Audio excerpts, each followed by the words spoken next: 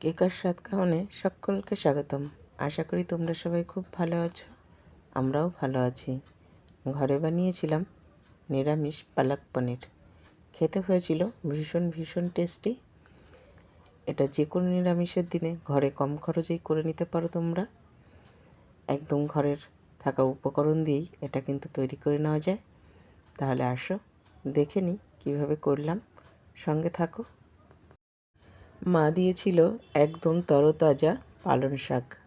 এত সুন্দর শাকগুলো ছিল, তাই ভাবলাম একদম সার ছাড়া পালং শাক, তাহলে খুব ভালো কিছু হেলদি কিছু করা যাক। তাই আজ করব পালক পনির, নিরামিষ পালক পনির। তার জন্য একটা পাত্রে জল গরম করে নিয়েছি আর পালং শাকগুলোকে একটু ভাপিয়ে নেব।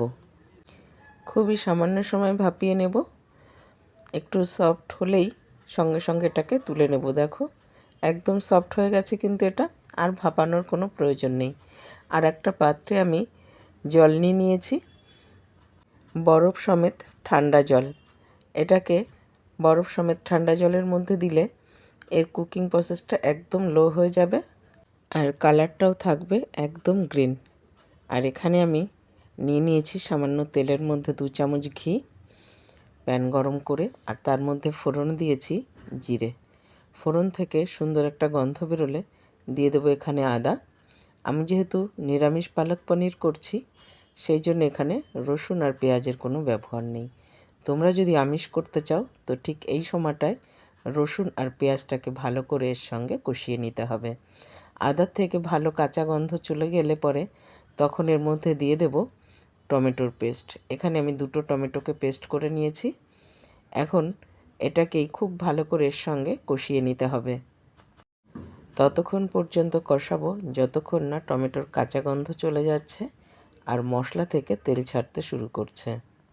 সেম মিক্সিতেই পালকটাকেও আমি পেস্ট করে নেব। তার জন্য পালকটা ঠান্ডা হয়ে গেছে, জলটাকে চিপড়িয়ে পালকটা নিয়েছি। আর এখানে আমি বেশ কটা বাদাম নিয়েছি, আর নিয়েছি বেশ কটা কাঁচা লঙ্কা, আর লেবুর রসটা দিয়েছি। অবশ্যই ব্যবহার করো, তাহলে গ্রিন রঙটা খুব ভালো বুঝিয়ে থাকে।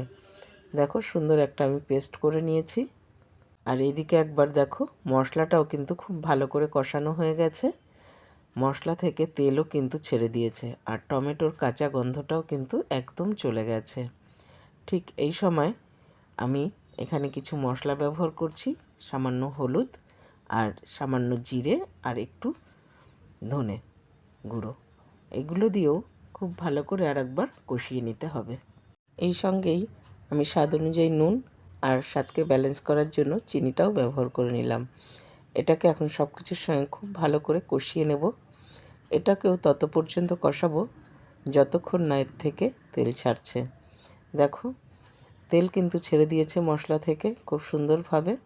মশলা কিন্তু একদম কষানো হয়ে গেছে আমার। এখন আমি যে পেস্টটা করে রেখেছিলাম পালং শাকের, পেস্টটা ব্যবহার করলাম। এখন এর সঙ্গে খুব ভালো করে মিশিয়ে নিতে হবে।